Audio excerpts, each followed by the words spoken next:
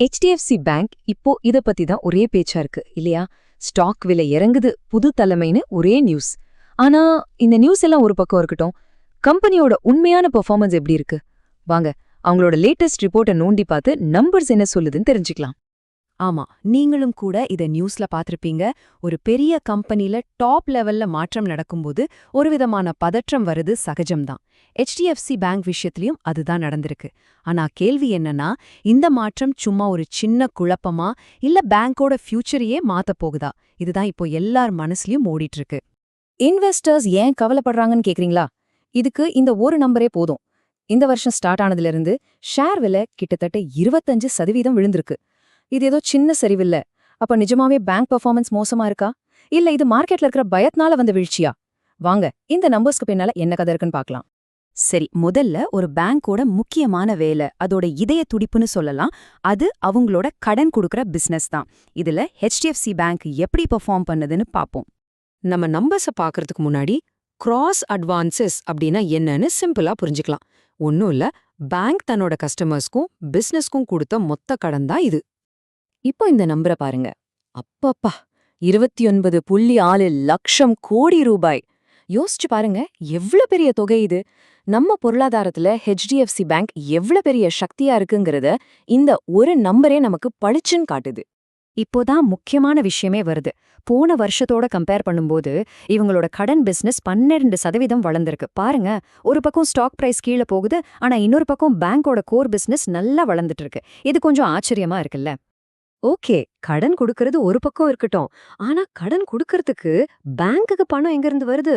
வாங்க இப்போ அவங்களோட ஃபைனான்ஷியல் ஃபவுண்டேஷனை பத்தி பாப்போம். இது ஒரு பேங்கோட பலத்துக்கு ரொம்ப ரொம்ப முக்கியம். பேங்க்ஸ் கடன் கொடுக்கணும்னா அதுக்கு ஃபியூல் மாதிரி தேவைப்படுறது டெபாசிட்ஸ் தான்.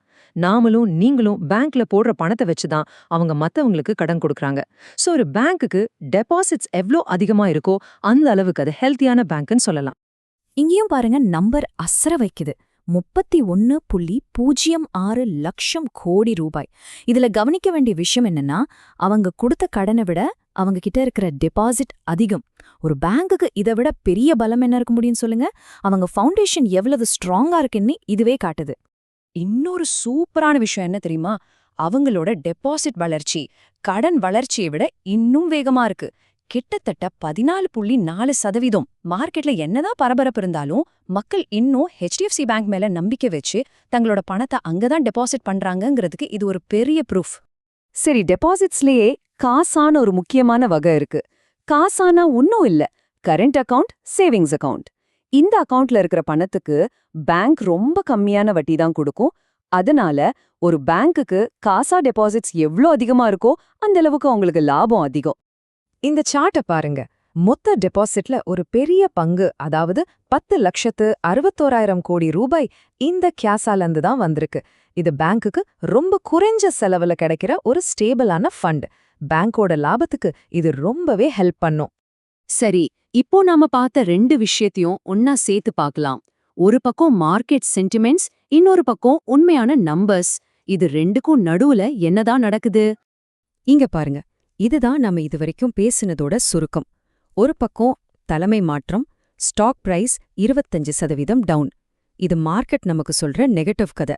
இன்னொரு பக்கம் கடன் பிசினஸ் 12% வளர்ச்சி, டெபாசிட்ஸ் 14% வளர்ச்சி. இது கம்பெனியோட நம்பர்ஸ் நமக்கு சொல்ற பாசிட்டிவ் கதை. ரெண்டும் கம்ப்ளீட்டா வேற வேற திசையில இருக்கு. இப்போ உங்களுக்கான கேள்வி இதுதான்.